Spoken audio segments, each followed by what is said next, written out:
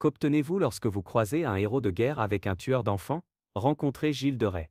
L'homme qui se tenait aux côtés de Jeanne d'Arc lorsqu'elle couronna un roi, et qui ensuite passa la décennie suivante à torturer et à assassiner des enfants dans les donjons de son château. On parle d'un homme qui passa de héros national à l'un des tueurs en série les plus notoires de l'histoire en moins de 20 ans. Ce n'est pas de la fiction hollywoodienne. C'est la véritable histoire de comment le fils doré de la France médiévale devint son cauchemar le plus noir. Une histoire si tordue, que même aujourd'hui les historiens se disputent encore était-il un monstre, ou juste, la victime du plus grand coup monté médiéval. À la fin de cette vidéo, vous comprendrez comment le pouvoir, l'isolement, et le désir incontrôlé peuvent transformer un saint en Satan lui-même. Et croyez-moi, la vérité est bien plus dérangeante que n'importe quel film d'horreur. Gilles est né en 145, et dès sa naissance tout lui fut remis sur un plateau d'argent. Sa famille possédait d'immenses domaines à travers la Bretagne et l'Anjou. Il était l'un des hommes les plus riches de France avant même d'avoir atteint la puberté. Quand ses parents moururent, le jeune Gilles hérita d'une fortune qui ferait pâlir les milliardaires d'aujourd'hui. Mais voilà le problème, la richesse ne lui suffisait pas. Il voulait plus, il voulait la gloire. À 16 ans, il se jeta dans la guerre de 100 ans, avec l'enthousiasme naïf de quelqu'un qui n'avait jamais vu un vrai champ de bataille. Il était doué, brutalement doué. Il avait un talent naturel pour la guerre qui attira vite l'attention, surtout quand il commença à accumuler, victoire après victoire contre les Anglais. Puis vint 1749, l'année où tout changea. Une paysanne, nommée Jeanne d'Arc, arriva en proclamant que Dieu lui avait parlé. Elle devait faire couronner le dauphin, la ridiculisèrent. Pas Gilles, lui, il y vit quelque chose de vrai, quelque chose de puissant. Il mit sa fortune, ses troupes, et son épée, au service de sa cause. Et ce qui suivit, était de la pure magie. Gilles combattit aux côtés de Jeanne dans les plus grandes batailles de la guerre. Il était là, lorsqu'elle leva le siège d'Orléans. Il marcha avec elle jusqu'à Reims. Et quand Charles VII fut enfin couronné, Gilles se tenait à côté du trône. À 24 ans, il était l'incarnation parfaite de l'idéal médiéval riche, brave, loyal, et béni par Dieu. L'Église le nomma maréchal de France. La plus haute distinction militaire possible. Il vivait le rêve médiéval. Mais les rêves, surtout les rêves médiévaux, ont une fâcheuse tendance à se transformer en cauchemar. Jeanne d'Arc fut capturée en 1430. Un an plus tard, elle brûla sur le bûcher. Et là, quelque chose se brisa en Gilles. Quelque chose d'irréparable. L'homme qui menait autrefois des armées au nom de la foi, disparut de la scène publique. Il se retira sur ses terres, comme une bête blessée, cherchant l'ombre. Ce qu'il fit ensuite, ferait pleurer n'importe quel conseiller financier. Il se mit à dépenser, comme si le monde allait finir demain. Nous parlons de productions théâtrales qui coûtaient plus cher que les budgets annuels de certains royaumes. Des costumes élaborés, des acteurs engagés, des décors dignes de Broadway. Il organisait des banquets qui duraient plusieurs jours, servait des plats exotiques à des centaines d'invités, qui pensaient, à juste titre, qu'il perdait la tête. Mais le vrai signal d'alerte, son obsession soudaine, pour l'alchimie et l'occulte. Gilles commença à collectionner des livres sur la magie noire, à engager des sorciers autoproclamés, et des alchimistes, qui lui promettaient de transformer du plomb en or. Pas parce qu'il manquait d'argent. Rappelle-toi, cet homme était toujours ridiculement riche, mais parce qu'il cherchait désespérément quelque chose pour combler le vide laissé par la mort de Jeanne. Les serviteurs commencèrent à chuchoter, à propos de rituels étranges, dans les profondeurs du château. Les villageois, eux, parlaient de lumières mystérieuses, de sons inquiétants, provenant de ses propriétés, tard dans la nuit. L'homme qui s'était battu pour Dieu semblait maintenant vouloir passer un pacte avec le diable. Et puis, les enfants commencèrent à disparaître. Au début, ce n'était qu'un, puis deux, des villages proches de ces terres. Des familles pauvres qui envoyaient leurs enfants au château pour travailler, avec l'espoir d'un salaire stable, d'une vie meilleure. Mais ces enfants ne revenaient jamais. Et quand les parents, inquiets, posaient des questions, les serviteurs de Gilles répondaient vaguement. Envoyés ailleurs. Nouvelle opportunité. Rejoins la chorale de la cour. Mais les familles ne recevaient ni lettres, ni pièces, ni nouvelles. Seulement le silence. Et les autorités, elles fermaient les yeux. Il était Gilles, le héros de guerre. Personne n'osait accuser un homme comme lui. Encore moins pour des enfants paysans. Mais il y avait un motif. Il visait les jeunes garçons, entre 8 et 12 ans. Teint pâle, très délicat. Des enfants qui lui rappelaient peut-être quelqu'un, ou quelque chose de son passé.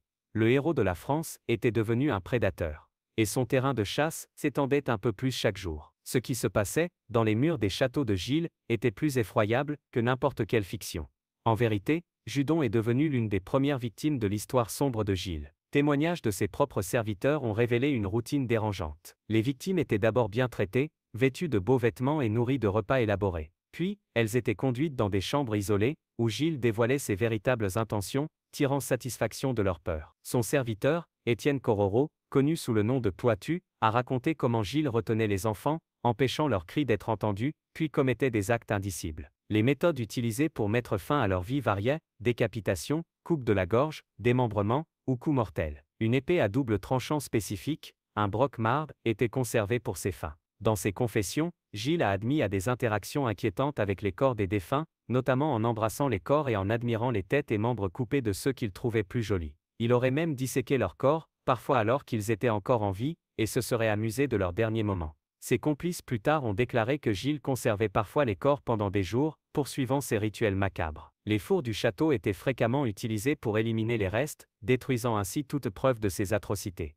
Les estimations conservatrices placent le nombre de ces victimes à environ 80 enfants, bien que des calculs plus étendus suggèrent qu'il pourrait en avoir dépassé les 200.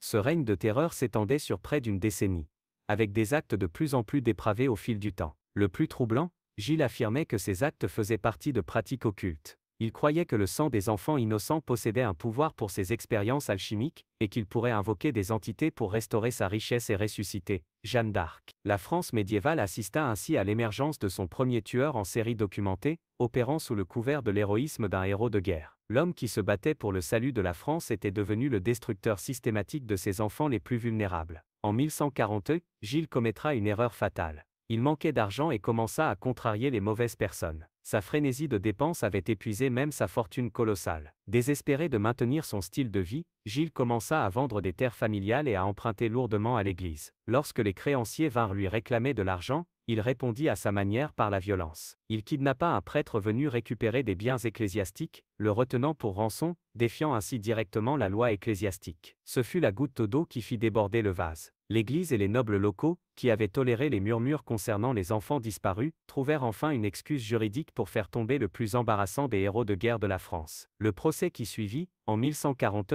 fut un véritable cirque médiéval. Gilles fit face à des accusations dans les deux tribunaux, ecclésiastiques et civils, hérésie, sodomie et meurtre. L'accusation présenta un défilé de témoins, dont ses propres serviteurs, des parents locaux, et même certains enfants qui s'étaient échappés de son château. Mais voici où les choses deviennent intéressantes. Certains historiens modernes soutiennent que Gilles de Rais fut la victime de l'ultime installation médiévale. Pensez-y. Il était massivement riche, politiquement connecté, et avait de la saleté sur la moitié de la noblesse française, grâce à ses campagnes militaires. Ses créanciers comprenaient des évêques et des nobles puissants qui se tenaient prêts à hériter de ses terres s'il était condamné. Le moment de son arrestation, juste au moment où ses dettes montaient, semble étrangement pertinent. La confession qui scella son sort arriva seulement après qu'il ait été menacé de torture et d'excommunication. La justice médiévale n'était pas exactement connue pour ses protections constitutionnelles, et obtenir une confession de quelqu'un face à la damnation éternelle n'était pas vraiment difficile. Pourtant les preuves contre lui étaient accablantes. Plus de 100 témoins témoignèrent des disparitions.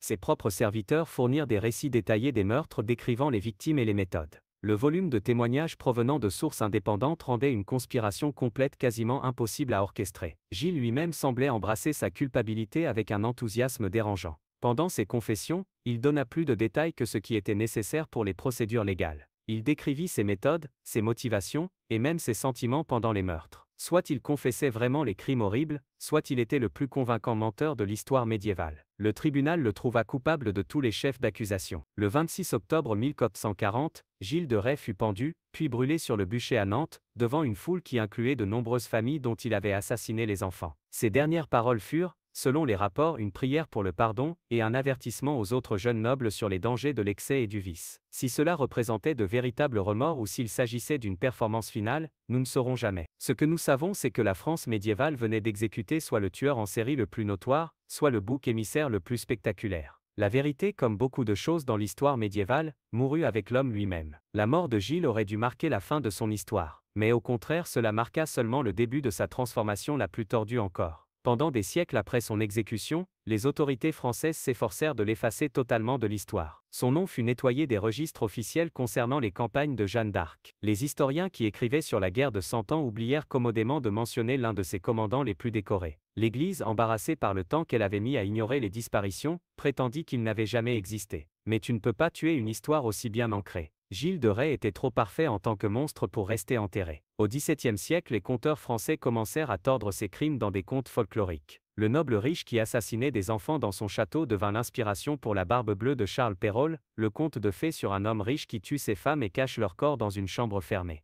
Les détails furent adoucis pour les histoires à destination des enfants, mais le noyau de l'histoire demeura, le pouvoir plus le secret égale l'horreur. Le profil psychologique de Gilles de Rais devint un modèle pour les monstres fictifs qui hantent encore nos esprits aujourd'hui. Un leader charismatique cachant des ténèbres indicibles. Un membre respecté de la société qui s'en prend aux plus vulnérables. Un homme qui utilise la richesse et le statut pour activer ses crimes. Cela semble familier, c'est parce que chaque méchant convaincant depuis a emprunté quelque chose du Gilles de Rais Playbook. Les criminologues modernes qui étudient les tueurs en série pointent constamment vers Gilles comme l'un des premiers cas documentés de meurtres rituels organisés. Ses méthodes, la sélection minutieuse des victimes, la violence croissante, la manipulation psychologique, lisez comme un manuel sur la psychologie criminelle écrit 600 ans avant l'existence du champ. Ce qui rend son héritage particulièrement dérangeant, c'est comment il reflète le côté obscur de l'héroïsme médiéval. Les mêmes traits qui faisaient de lui un grand chevalier, caractère impitoyable, manque d'empathie, croyance absolue en sa propre supériorité, ont aussi fait de lui un parfait prédateur. La société médiévale a créé les conditions parfaites pour ses crimes, en célébrant la violence et en donnant pouvoir illimité aux hommes qui avaient prouvé qu'ils pouvaient l'utiliser. L'aspect le plus effrayant de Gilles Day n'est pas qu'il était un monstre, c'est qu'il était un monstre qui s'adaptait parfaitement à une société jusqu'au jour où il ne l'a plus fait. Sa transformation de héros en méchant n'était pas un changement dramatique, mais une glissade progressive que personne ne voulait remarquer jusqu'à ce qu'il soit trop tard. Aujourd'hui, son histoire sert de rappel que la ligne entre civilisation et sauvagerie n'est pas aussi épaisse que nous aimerions le croire. Chaque culture a son Gilles de Rais, des figures respectées dont les secrets obscurs sont protégés par le pouvoir, la richesse et l'ignorance volontaire. L'homme qui, un jour se tenait à côté de Jeanne d'Arc est devenu quelque chose de bien plus durable que Toussaint. Un avertissement permanent sur ce qui se produit lorsque la société donne un pouvoir illimité aux gens qui n'étaient jamais censés l'avoir. Gilles de Rais a prouvé qu'au Moyen-Âge vous pouviez mourir en tant que héros et être réincarné en tant que bouger-main. Le plus effrayant dans tout cela, ce n'est pas qu'il était un monstre, c'est qu'il était un monstre qui avait l'air exactement comme un saint, jusqu'au moment où il ne l'a plus été. Un rappel que les prédateurs les plus dangereux ne sont pas toujours ceux qui se cachent dans des ruelles sombres. Ce sont ceux qui se tiennent juste à côté du trône, portant des médailles et récoltant des applaudissements. Si Gilles de Rais était le premier tueur en série de l'histoire, ou simplement la victime de la politique médiévale, son histoire nous oblige à poser des questions inconfortables sur le pouvoir, la justice et la ligne mince entre héroïsme et horreur.